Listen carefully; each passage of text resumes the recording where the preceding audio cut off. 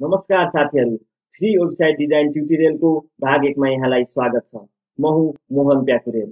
तपाईँ आफ्नो अफिसको, विद्यालयको, पर्सनल अथवा न्युज पोर्टल वेबसाइट कसरी बनाउने भनेर सोध्दै हुनुहुन्छ भने तपाईलाई यो भिडियो अत्यन्त उपयोगी हुनेछ। अबको केही भिडियोहरूमा वेबसाइट डिजाइनको सुरुको स्टेपदेखि अन्तिम स्टेपसम्म सम्पूर्ण जानकारी दिनेछु। यसमा वेबसाइट डिजाइनदेखि आफ्नै नामको डोमेन नेम कसरी लिने, वेबसाइटमा अक्षर, चित्र, भिडियो कसरी पोस्ट गर्ने लगायत अन्य सम्पूर्ण जानकारीहरू पाउनुहुनेछ।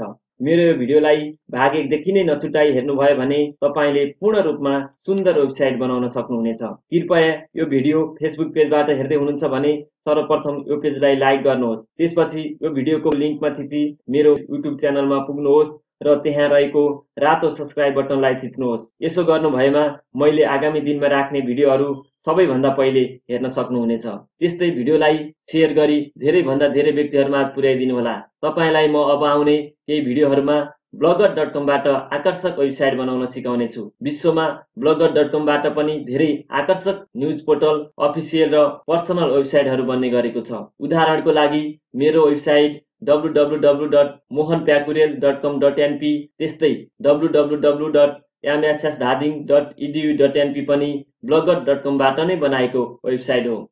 यो मात्रै होइन, नेपालमा अन्य थुप्रै वेबसाइटहरू blogger.com बाट बन्ने गरेको छ।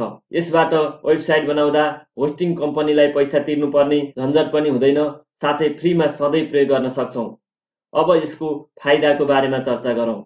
यसबाट बनाएको वेबसाइटहरू blogger.com मा नै होस्ट हुने भएकोले होस्टिङको लागि पैसा तिर्नु पर्दैन। यसका टेम्प्लेटहरू गुगलमा सर्च गर्दा धेरै पाइने भएकोले आफूले चाहे अनुसारको टेम्प्लेटहरू निशुल्क डाउनलोड गर्न सक्छौं। टेम्प्लेटहरूलाई सजिलै तोडमोड गर्न सकिने भएकोले हामीलाई HTML, CSS, PHP, .NET, JavaScript जस्ता अन्य थुप्रै प्रोग्रामिङ टुलहरूको ज्ञान नभए पनि बनाउन सक्छौं। यसबाट वेबसाइट बनाउँदा blogger.com लाई हटाएर .com.np राखेर फ्रीमा चलाउन सक्छौं।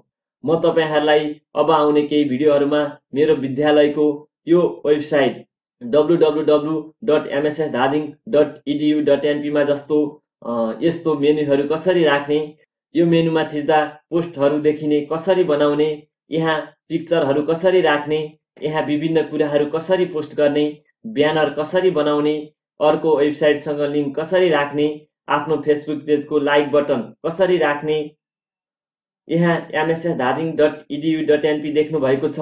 यस्तै तपाईको अफिस, व्यक्तिगत अथवा न्युज सम्बन्धी वेबसाइट बनाउनु भएको छ भने आफूले चाहेको नाम कसरी राख्ने या भनौं यो वेबसाइटमा जति पनि कुराहरू देखिरहनु भएको छ त्यो सम्पूर्ण रूपमा सिक्नु हुनेछ।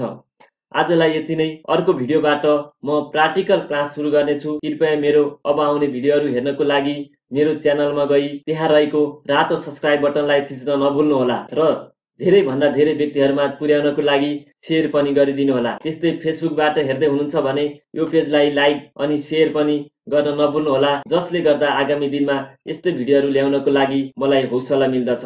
धन्यवाद।